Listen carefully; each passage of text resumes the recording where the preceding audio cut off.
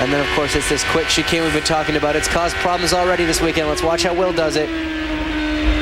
Just inch perfect, bumpy on the exit. You see his hands moving. I remember standing down there for first practice right at that chicane, Jeremy, and watching, and you could just see it. That kind of corner separates the men from the boys here, and guys like Sebastian Bourdais, Paul Tracy, and Will Power were absolutely stunningly quick through there from the outlap. They were just really, they were the guys who, when the green flag dropped on the session, they wasted no time in getting up to speed.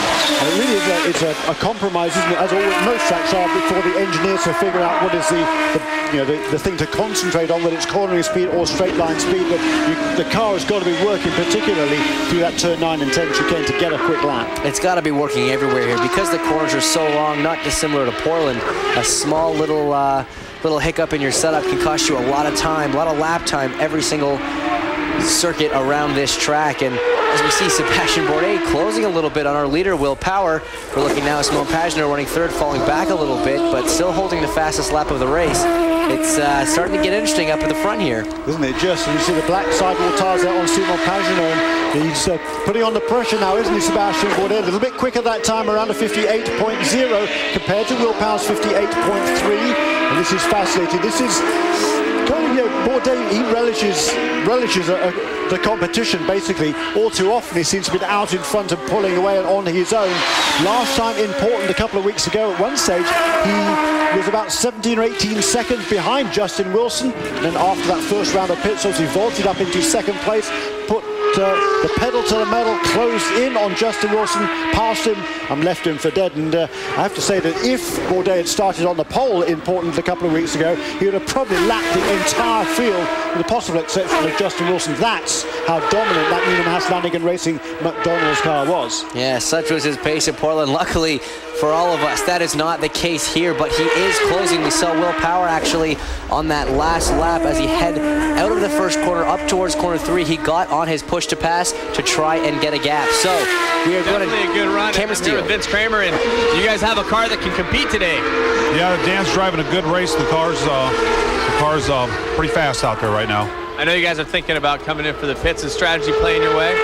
Strategy's playing our way. We're talking about what we're going to do, how much we're going to put in it, and trying to figure out when the end of the race is going to be. Want to share some of that with us? I think I'll keep that under my hat. Pretty typical down here in the pits, trying to keep it top secret what's going to happen. Yeah, because strategy, still a lot of strategy to be played out this afternoon. With 41 minutes to go. Certainly, I think they'll be stretching to make it on one more pit stop. We're expecting a pit stop in about within the next 3 or 4 laps, I think, for most people. That would mean there'll be about 35 laps to go to the end of the race. I think that is going to require one more pit stop before the end of the race, unless there are any more cautions. We reckon a full tank of fuel will get you here about 28 or 29 laps maximum. It's about a minute a lap. You do the math yourself. We've got 41 minutes to go here in Cleveland. It's going to be close, and Sebastian Bourdais just a 1/10 of a second slower than Will Power on that lap, so Will holding his own, but you can visibly see him close up on the entry to corner 3 there. It's a very brave entry. You're turning as you're braking, trying to carry the speed into the corner. It's obviously an area where Sebastian's strong. Yeah, the time elapsed in this race so far, 1 hour and 4 minutes. We've got therefore 41 minutes to go. The leader is Will Power. We've had 3 lead changes, 3 full course cautions. Yeah, 1 or 2 pit stops left, depending on who you are, where you are in the field. So, as we said, a lot of strategy to be played out, and this really is a fascinating contest. And look at that, Simon Pagenaud is closing in 3rd place. Last time around was a 57.923 for Simon Pagenaud. I think his last time was a 57.9 as well. The leaders, Will Power and Sebastian Bourdais, about 2 or 3 tenths of a second a lap slower. Look at that, top 3 cars now covered by just over 1 second. Evenly spaced out now. Simon Pagenaud running at great pace, again about 3/10 quicker than Sebastian Bourdais on that lap, so he's on a charge. Now he wants some. And this is a time to set your quick laps, isn't it, when you're getting ready for your next round of pit stops, but at the same time, do you want to save fuel and try and get to the end on just 1 more pit stop? Fascinating stuff, but it's difficult to save a significant amount of fuel, particularly on a track like this. And I think at this stage of the race, there's still a little bit too long to go to try and just make it on 1 more, so there's really no point saving fuel. They're going for it. They want to get those laps in right before they pit, which is what Simon did so well last pit stop, which actually was why he's still holding the fastest lap of the race. Indeed. So, you know, the timed races are new to Champ Car World Series this season. In years past, we've had timed races, but we haven't known that going into the event. Now we know this year all the races are going to be 1 hour and 45 minutes. So it adds another element to the strategic element for the race engineers. And Bill Stevens is down with Jan Halen, who's out of this race as a result of that contact with Tristan Gomendy. Yeah, with Tristan Gomendy, a little bit of a two-car deal, and Jan Halen, you didn't even know it was coming until it got there. No, it was just one of those things, you know. Christian made a mistake. He went off into the chicane, and I would just happen to be there, you know, wrong place at the wrong time. And you thought you had a pretty good strategy for today. Yeah, I think the team did a really good job. As we were starting from the back, we went off sequence on the first yellow. So I think we were doing really well. Picked up a couple of places after that first pit stop.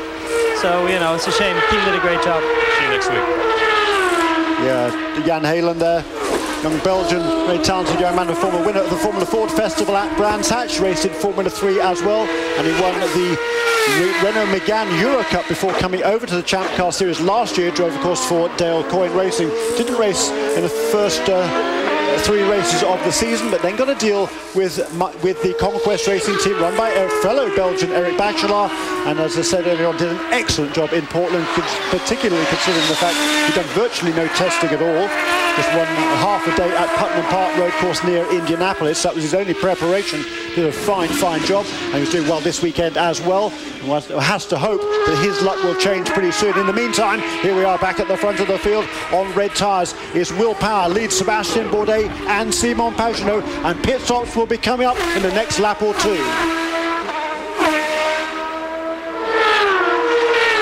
So here we are now, just 37 minutes to go, and there goes Simon Pagenaud. He peels off into pit lane, so he is the first to blink, the first of the 3 race leaders to come onto pit lane. And I don't know whether he'll be able to make it to the end of the race without another pit stop. I fancy without a full course caution, he probably will not. Bill Stevens and the is in Team Australia group has got the reds ready to go on the car, the alternate tires, and we talked about it earlier. Not everybody this weekend has been happy with the performance of the red tires. They preferred the primaries, but on they go. Full load of methanol. And no, just the slightest delay at the end. That's the stop of Team Australia and Simon Pagenaud. Cameron Steele.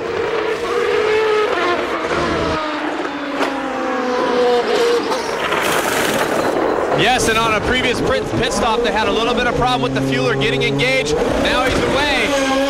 I talked to Paul Gentilozzi. He said the car is good. They need about 5 or 6 laps of caution to be able to go all the way to answer your question. Yeah, I don't think they're going to be able to reach the end of the race without another. Well, they're certainly not going to be able to reach the end of the race without making another pit stop unless there's a fairly lengthy full course caution. Here is Sébastien Bourdais. Again, Cam Steele is down there.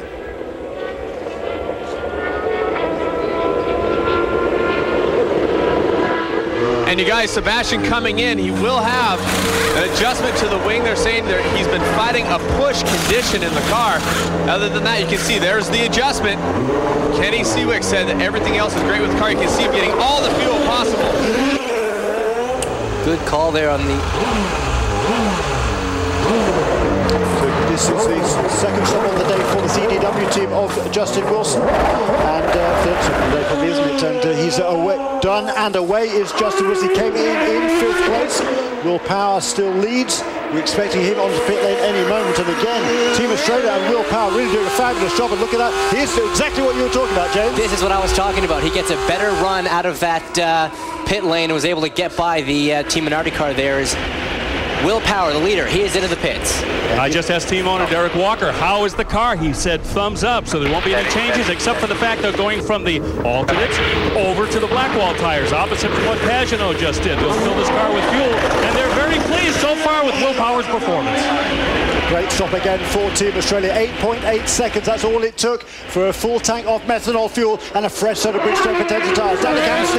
Family in town this weekend, obviously living just about 2 hours away from here. Would really love to get his first win here, as his dad did. They said no change in the car. They just want to make sure they get a full fuel fill. And it looks looks like they've done just that, and he's away. Yeah, great stop there by Newman House Lanigan Racing.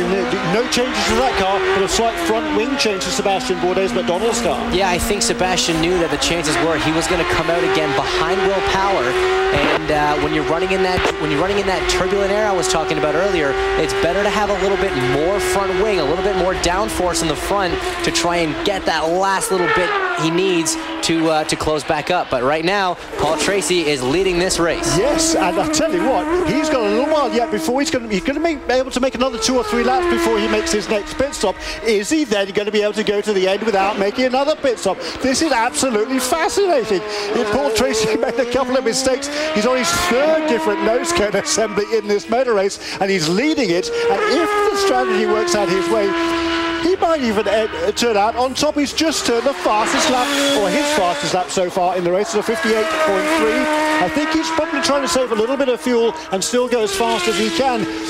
Can it possibly come out in his favour? You know, the Forsyth Championship Racing Team has a remarkable record here at the Lakefront Airport, and PT is driving the wheels off that car right now. Well, of course, this was the scene of his last win 2 years ago, 2005. The Cleveland Grand Prix was the last time PT saw Victory Circle, and it's just so crazy and ironic that mistakes from Paul Tracy ultimately got him on another strategy that have him leading this race with a good shot at it. And look at their success over the last 3 years here. They've been on the pole every year in 04, 05 and 06. 2 poles for PT, 1 for AJ Allmenning, who won from the pole last year. PT did the same in 05. Tracy has been really struggling this weekend. He, along with Oriol Servia, in the 2nd of the Forsyth Championship Racing cars.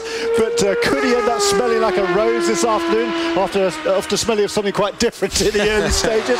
Well, who knows? He's staying out 1 more lap. We're down to 33 minutes to go in this race. I fancy if he can do another couple of laps, PT, possibly. He last made a pit stop on lap 35. He's now on lap 60, so he's done 25 laps. If he can do another couple of laps, he could be looking really good here, James. He absolutely could. And what's interesting to note is I think he and Graham Rahal run fairly similar strategies, but he's been able to make his fuel last that little bit longer, and he's not diving in this lap. He is going around for another circuit. So every time that he crosses that start-finish line, he gets 1 lap closer to being able to make this on 1 more stop. And this fuel-saving strategy, it's really difficult for a driver. The best way to save fuel is when you get to the end of the straightaways, you lift off the throttle a little, literally let the car coast into the corner, then brake as deep as you possibly can.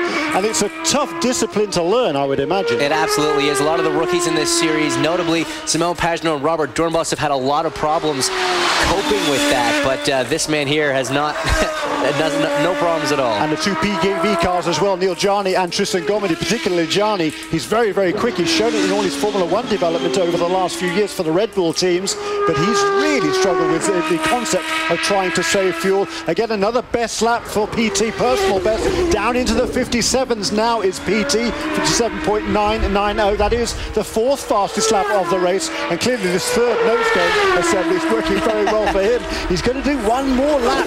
This is just fantastic news for P2. And how gratifying would it be for him to win after such a disappointing start to the season? And now he goes to 3 races in his native Canada. Yeah, it would just be such a good high for the team. You know, he did 3 of his own personal best fastest laps in a row. He made a little bit of a mistake I saw there coming out of turn 4 that last lap, but it looks like PT, we're here now, should be pitting this lap, and this is when it all counts. If a yellow comes out, he is sitting very pretty. If not, he could still do it. It is coming down to that crunch time in this race. Isn't it just? He's won twice here in the past, in 1993 and, as we already mentioned, in 2005. He's led over 200 laps of competition here. He led the 4,000th lap of his career in Denver 05, but he led only 5 laps in the entirety of the last season, and he's more than eclipsed that this afternoon already in Cleveland. They're setting out now in the Forsyth Championship Racing pit, and here's a battle a little bit farther back down the field, and Simon Pagenaud is in the midst of traffic there with Oriol Servia and Neil Jarni on slightly different strategies. There is Neil Jarni there in the Red Bull car, now running in 5th place. And PT, here he is, down to the pits. Paul Tracy into the pits 1 more time. He is complaining the car is understeering, but they're not going to make a change to the car. A set of scuff primary tires on there, and for what seems like the 10th time today, he's filling his car with fuel again. And once again, great news for Steve Moore and the boys there. No change of bodywork required, Bill Stevens. And a good pit stop there by these guys. And Paul Tracy now, quite sure where he's going to rejoin. We'll have to see as he comes out onto the track. The 50-mile-an-hour speed limit all the way down pit lane. Well, that's frustrating in itself. He comes out, he's going to rejoin the racetrack. Is the track going to be clear? Yes, it is. He gets out ahead there of a group of 4 or 5 cars, including Graham Rahal. So there is, he's out ahead of Graham. Graham is in 9th place. So